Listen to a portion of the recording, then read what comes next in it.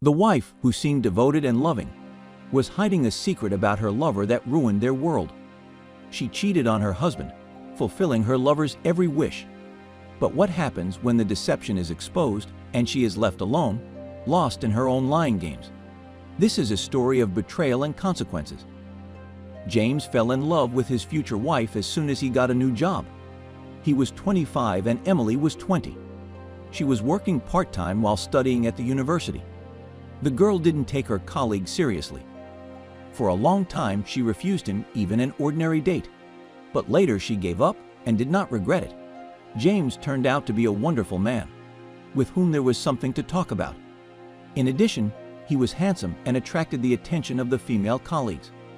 A year later, Emily found out she was pregnant, and later they had a beautiful baby girl whom her father adored. Neither of them noticed how 18 years flew by. Ever since Emily was a little girl, they had a friend, Vika, who had been friends since kindergarten. And they managed to carry this friendship through the years into adulthood. Vika had been divorced for a long time. She was raising her son Collie on her own. He had just recently returned from the army and decided to make up for lost time by attending university. James was used to his wife going out with a friend several times a week. Then they went to the gym together, then to the movies, then just sat at home and drank. When their relationship just started, still young James did not understand why his beloved did not devote all her free time to him. He resented Emily, quietly hated Vika, but over the years he got used to their relationship. Emily joked with her husband, saying that he was just jealous that he had never had such friends and never would. James understood that, to some extent, this was true. Their daughter had left to study in another city right after high school. She had always dreamed of getting out of her small town, and when the opportunity presented itself, she fulfilled that dream. As her daughter grew older, Emily had more time for herself. She always looked good, and James contributed to that in every way. He did not spare any money on his beloved. When the child became an adult, Emily started going to the gym for dancing and doing yoga. She visited beauty salons and spas more often than any other woman in her circle. The investment paid off handsomely. For her 40 years, Emily looked very attractive. It was this attractiveness that attracted the attention of Collie, Vicky's son. Emily came to visit them from work earlier than her friend and was greeted by a young man.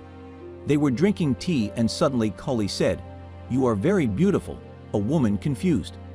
It is one thing to hear such a thing from a husband or from men her own age, but another from a young man who knows a lot about youth and beauty. Emily was very pleased. "Thank you," she replied with a smile. "I remember when I was 14 years old, I liked you very much. My first conscious love, you might say," the young man suddenly confessed. Goosebumps ran down Emily's back. Collie's confession made her feel uncomfortable. She felt as if she had become an unwitting witness to someone else's secret. She did not speak with him again, and she could not look him in the eye if she saw him again. She was embarrassed to admit even to herself that after that night, she constantly thought about Collie. She literally dreamed of the guy taking her with his strong hands and pressing his lips to hers. She went to see her friend less often. Emily began choosing times when Collie wasn't home. She was glad her friend didn't suspect anything, because she didn't want conflict with her. One day she did run into the young man and he, after getting a moment when her mother had retired to the balcony for a smoke, asked Emily directly if everything was all right. "Are you avoiding me?" said Collie. They were standing so close that it took the woman's breath away. "No, you seem to think I just have a lot of work to do. I can't come to you so often anymore," she answered confusedly. Her lips stretched in an attempt to smile. Collie looked at her sternly with a kind of concern. It was obvious that the guy was nervous. The next moment made everything turn over in Emily's soul. There were butterflies in her stomach and her cheeks lit up with fire. Her friend's son kissed her, and she couldn't push him away. A week later, Collie called Emily and offered to come to him. His mother was out of town, and he was home alone. Upon hearing this suggestion, the woman became angry, yelled at him, and hung up. For a long time she sat there, clutching the phone in her hands and breathing heavily. Did he really think she was going to drop everything and run to his bed? That day Emily got off work early and an hour later was standing in front of Collie, who opened the door for her with a pleased look. Their meetings became a regular occurrence. Emily had a whole spectrum of feelings. She was worried about her relationship with her friend, which would definitely fall apart if she found out about it with Collie. She was ashamed of James, who naively thought she was being held up at work, when in fact she was basking in the strong arms of a young man, and she was searingly and passionately in love with her lover. Often they didn't get to see each other, and Emily tried to keep their dates in the afternoon on her lunch hour, so that James didn't suspect a thing. His wife tried her best to act as if nothing was going on. James, on the other hand, began to see that his wife was starting to look even better. Her eyes glittered and her manners changed. He admired Emily without knowing what these changes were connected with. Once lying in bed after another intimacy, Cully told his beloved, "Divorce your husband. Let's go somewhere together.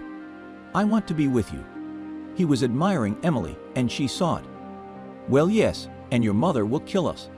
The woman laughed, "And we won't tell her." After dialogues like that, Emily always wanted to break up with Collie, never to see him again or remember what happened between them.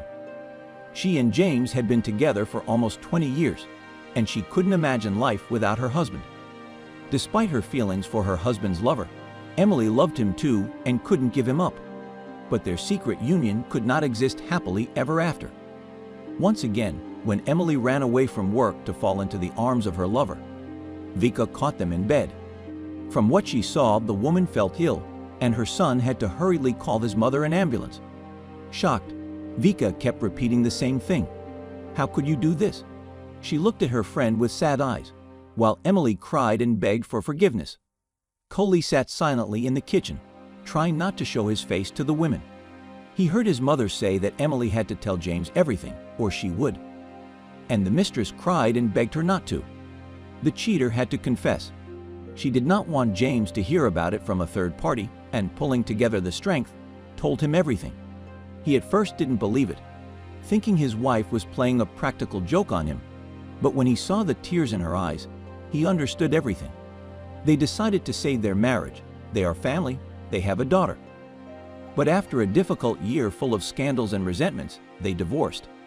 Emily's soul missed her beloved, and James could not even bring himself to go to the same bed with his wife. The daughter accepted their divorce, but the relationship between her mother and her peer was not. The woman was left hoping that after a while the girl would change her mind and resume communication with her mother.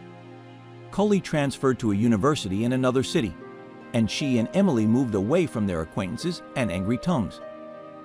In the shadow of forbidden passions and hidden desires, fate gently wove her formidable net, drawing her into the arms of a dark conspiracy. The wife, surrounded by glittering illusions of her perfect marriage, suddenly plunged into a dangerous game of fate and began to cheat on her husband. But what happens when the curtain rises and the illusions dissipate, leaving her alone, broken and betrayed? In the following stunning tale of betrayal and experience, she will find the strength to rise up, pick up the pieces of her shattered life, and be reborn in all her greatness. Life in the quiet little village is always monotonous.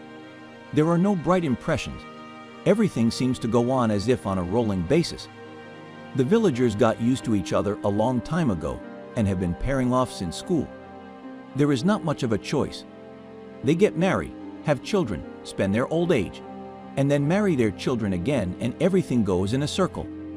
There is no news either, unless someone arranges it for himself. And the main event in my remote village was the sensational news that they will build a new factory. There was a lot of gossip talk.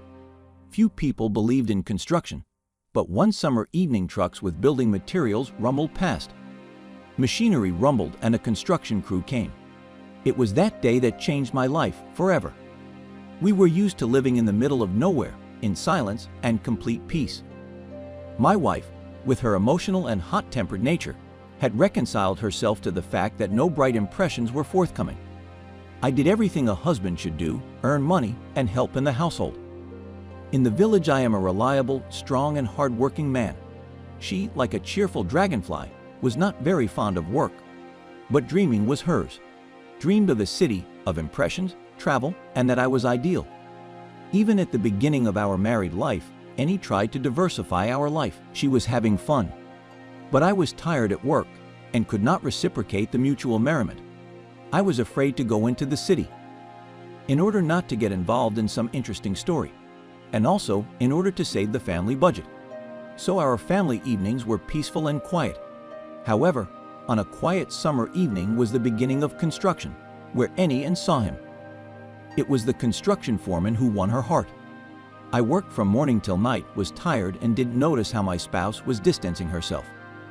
Without realizing it herself, Annie started going out into the yard more often to do garden work, but that was just the reason. The construction crew, whose foreman was Nikita, was clearly visible from behind a low fence. In the daytime, Annie would put on a cheeky sundress and go out to the yard to sunbathe and look at Nikita. He couldn't help but notice it. The girl's passion could no longer sit inside.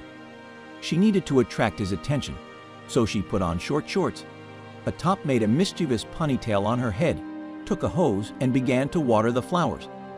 The effect was not long in coming. Nikita immediately walked over to the fence and a conversation ensued. "Does the construction noise bother you?" "No, not at all." My wife became embarrassed. "I do not pay attention to him." Very sweet, and even coquettishly smiled and made it clear that she was interested in him. It was from that day that something broke in my wife. Deep sighs of regret burst from her chest. I did not understand what was wrong with her. When I asked her questions, she would answer that everything was fine. When I came home from work, I would automatically receive a kiss on the cheek and go to dinner. She understood that she was attracted to Nikita, and she could not overcome this desire. A few days later, Nikita asked Annie to show her where the stores were. She offered to go with him by car, but of course she was very afraid of the trip. She understood that it was only a pretext, because she saw in Nikita's eyes the same fire of passion that had ignited in herself. But Annie went. When she first drove outside the village, the foreman turned off the car, pulling into the shade of the trees. And there she was, already feeling his hot breath on her neck. And so shy, Annie became bold and passionate, falling into Nikita's arms. And so the 2 summer months passed. When I left for work, my wife would meet Nikita's gaze, and later they would drive together to the woods, where they would give themselves over to love. She couldn't think about anything else, and I began to notice her coldness and aloofness. Already lying in the arms of this foreman, Annie wondered what to do about it now. How to tell me the truth. Nikita promised to take her to town. He described in every color how they would live together and get married. The summer flew by. Construction was coming to an end, and Annie was making plans to move to the city. She wanted to go somewhere where emotion and fun beckoned to her, and with Nikita by her side, it would be unspeakable happiness. The construction was finished, and it was time for the young slave to return to the city. Annie was waiting for a chance to confess to me, but Nikita stopped her. "Sweetheart, I can't take you with me right away. I have some things to take care of, but I'll come and get you." "But how can I be here without you?" "We'll keep in touch, and I'll be back very soon, and we'll leave together." And he left, and Annie stopped sleeping at night. She didn't want to eat anything, didn't want to see anyone, and I saw that and felt that I simply disgusted her. A week went by, but Nikita still didn't call. And then I began to notice that my wife was throwing up in the morning, and soon I saw a test in a garbage bag with 2 lines on it. I did not want to believe it, but Annie constantly cried and did not eat anything. Immediately, I decided to find out once and for all. And my wife confessed, told me in all the colors of his adultery, and even began to point out my shortcomings. I was furious and slapped in the face. It became clear that the child is not mine, but still did not want to believe in betrayal. But I was possessed by rage.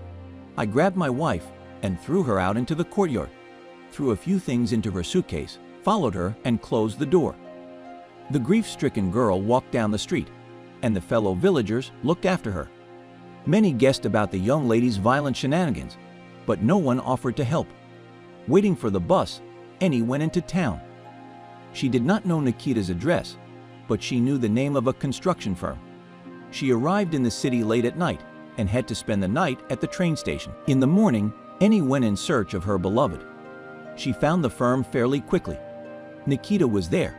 He was surprised to see her, took her outside and led her away from the building. He was very angry. "Why did you come here?" "I came to see you. You promised that we would." "Annie, I'm married. I have a family and a life of my own. With you, I was only having fun. But we're having a baby. I don't want it.